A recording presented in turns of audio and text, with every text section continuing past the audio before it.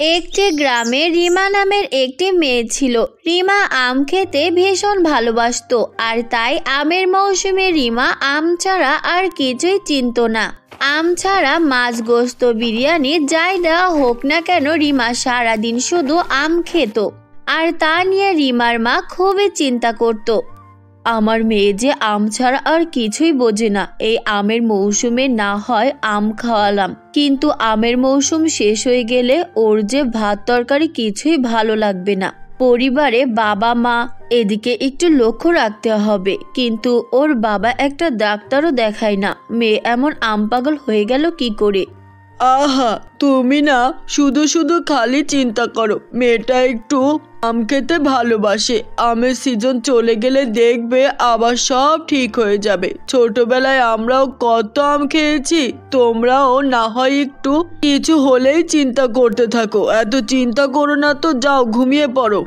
তারপর তারা সবাই ঘুমিয়ে পড়ে। পরের দিন রিমা স্কুলে যাওয়ার সময় ওর মা ওর টিফিনে নুডলস বানিয়ে দেয়। রিমা যখন টিফিন বক্স খোলে তখন সে চিৎকার করতে থাকে, এটা কি? আমার টিফিন বক্সে নুডলস কেন? তো টিফিন বক্সে নুডলস দিব না তো কি দিব? কেন তুমি জানো না আমি আম ছাড়া একদম আর অন্য কিছু খাই না, আর আমার কিছু ভালো লাগে না। আমাকে আমই চাই। এখন আমি আম কোথায় পাবো? ঘরে যত আম ছিল সব শেষ হয়ে গেছে। লুডুস ছিল তাই লুডুস বানিয়ে দিয়েছি। চুপচাপ এগুলো নিয়ে স্কুলে যাও। না, আমি স্কুলে যাব না। আমাকে যদি টিফিনে আম না দাও তাহলে আমি স্কুলে যাব না, যাব না, যাব না।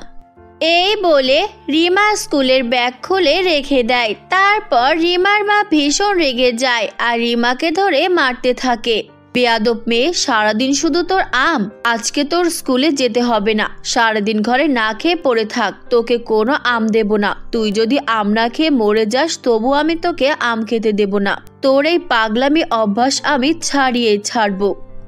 এভাবে রিমার মা রিমাকে একটি আমও খেতে দেয় না। আর এভাবেই তাকে পুরো দিন ঘরে কোনো খাবার না দিয়ে বন্দি করে রেখে দেয়। আমাকে আম খেতে দিল না তো ঠিক আছে, আমি তাহলে কিছুই খাবো না। বাবা আসুক, আমি বাবাকে সবকিছু বলে দেব যে তুমি আমাকে আম খেতে দাওনি। আমি বাবার কাছে বিচার দিব। এভাবে রিমা কান্না করতে থাকে। রিমার মা সারাদিন অন্য খাবার খেতে বললেও সে শুধু আমে খেতে চায়। তার পরের দিন সন্ধ্যায় কাজ শেষ করে রিমার বাবা যখন বাড়িতে আসে সে এক ব্যাগ ভর্তি আম নিয়ে আসে। কোথায় কোথায় আমার মামনি? আমার মামনির জন্য আমি পাকা আম নিয়ে এসেছি। এই রিমা, কোথায় মা তুই? রিমার মা, আমগুলো আমার মেয়েকে কেটে দাও। পাকা পাকা আম এগুলো। বাবা তুমি জানো না, মা আমাকে সারাদিন একটা আমও খেতে দেয়নি, আর আমাকে ঘরে আটকে রেখেছে। জোর করে অন্য খাবার খেতে দিয়েছে। আমি আর কিছুই খাবো না, কিচ্ছু না। এই বলে সে কান্না করতে করতে ঘুমিয়ে পড়ে। তার পরের দিন সকালেও তৈরি হয়ে সে বাড়ি থেকে বের হয়ে আসে আর মনে মনে বলতে থাকে, মা বাবা আমাকে একটু বুঝতে চায় না। আমি আম খেতে ভালোবাসি, আর আমাকে তারা আম না দিয়ে এত কষ্ট দেয় কেন? আম খাওয়া কি কোনো অপরাধ? যদি অপরাধী হয় তাহলে আমি এই গ্রাম ছেড়ে চলে যাব, আর যেখানে অনেক অনেক আম আছে আমি সেখানেই থাকবো। এইসব কথা বলে রিমা মনে মনে অনেক কষ্ট পায় আর হেঁটে হেঁটে অনেক দূরে চলে আসে। সে একটা বোধ প্রান্তে চলে আসে যেখানে চারিপাশে কোনো জনমানব ছিল না। তারপর কিছু দূরে যেতেই রিমা দেখে একটা আলো ভেসে আসছে। আরে ওইখান থেকে কিসের আলো আসছে? তারপর রিমা একটু এগোতেই দেখে সেখানে তিনটে আমের ঘর। আরে এখানে তো দেখছি এগুলো আমের ঘর, এগুলো এখানে কি করে এলো? তখনই সেখানে প্রথম আমের ঘরটি বলতে শুরু করে, রিমা, তুমি নিশ্চয়ই আম খেতে পছন্দ করো। আমাদের আমের পরী বানিয়েছে। আমি হলাম জাদুর আমের ঘর।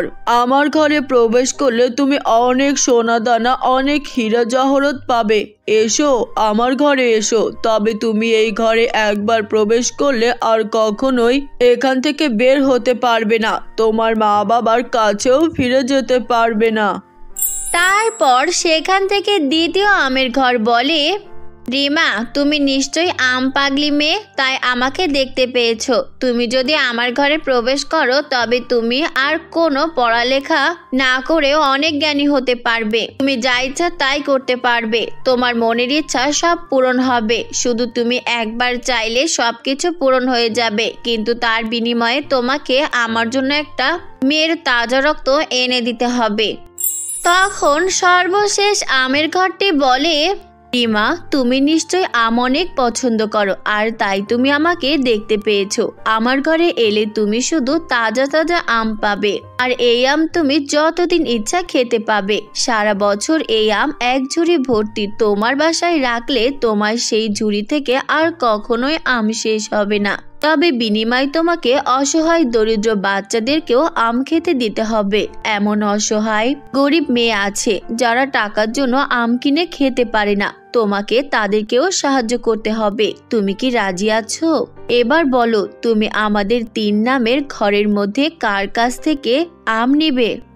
তখন রিমা বলে, টাকা পয়সা তো সবারই দরকার হয়, আর আমি তো ছোট্ট, পড়ালেখা করতেও যদি একটু কষ্ট হয় তবে আমি জানি আমি যদি মন দিয়ে পড়ালেখা করি তবে আমি একদিন অনেক বড় হব আর ধনী হতে পারবো, অনেক টাকা পয়সাও আয় করতে পারবো। তবে আমি তো আম ভালোবাসি, আমার এই মুহূর্তে শুধু জাদুর এক ঝুড়ি ভর্তি আম হলেই চলবে। আমি এক ঝুড়ি আম নিয়ে নিজে খাবো, এবং আমার মতো যারা আম পছন্দ করে গরিব অসহায় তাদেরকে আম কিনে খেতে হবে না, আমি তাদেরকেও আম খাওয়াবো। আমি 3য় আমের ঘরে প্রবেশ করব। এই বলে রিমা 3য় আমের ঘরে প্রবেশ করে, আর সেখান থেকে এক ঝুড়ি ভর্তি জাদুর আম নিয়ে বাড়িতে চলে আসে। বাড়িতে এসে ওর বাবা মাকে সব ঘটনা খুলে বলে। সব শুনে ওর বাবা মা বুঝতে পারে রিমা সত্যি সত্যি আম ভীষণ ভালোবাসে, আর তাই তো সেই আমের পরীর মাধ্যমে এমন জাদুর আম উপহার পেল। এরপর থেকে তার বাবা মা কখনোই আম খাওয়ানোর বিষয় তাকে বকাবকি করে না। রিমা মনের খুশিতে যত ইচ্ছে তত আম খেতে পারে, আর তার সাথে অন্যান্য অসহায় মানুষ যারা আম খেতে পারে না বা কিনতেও পারে না তাদেরও ইচ্ছা পূরণ করে দেয়। আর এভাবেই জাদুর 3 আমের ঘরের মাধ্যমে রিমা সুখে শান্তিতে ওর জীবন কাটাতে থাকে। তো বন্ধুরা, কেমন লেগেছে আমাদের আজকের এই গল্পটি? যদি ভালো লেগে থাকে তাহলে এখনই একটা লাইক দিয়ে আমাদের চ্যানেলটিকে সাবস্ক্রাইব করে দাও, আর তোমাদের বন্ধুদের সাথে শেয়ার করতে ভুলো না। তোমরা যারা তোমাদের নাম দিয়ে গল্প শুনতে চাও তারা তাদের সুন্দর নামগুলো কমেন্ট বক্সে লিখে জানাও, আমরা পরবর্তী গল্পে তোমাদের নাম ব্যবহার করব।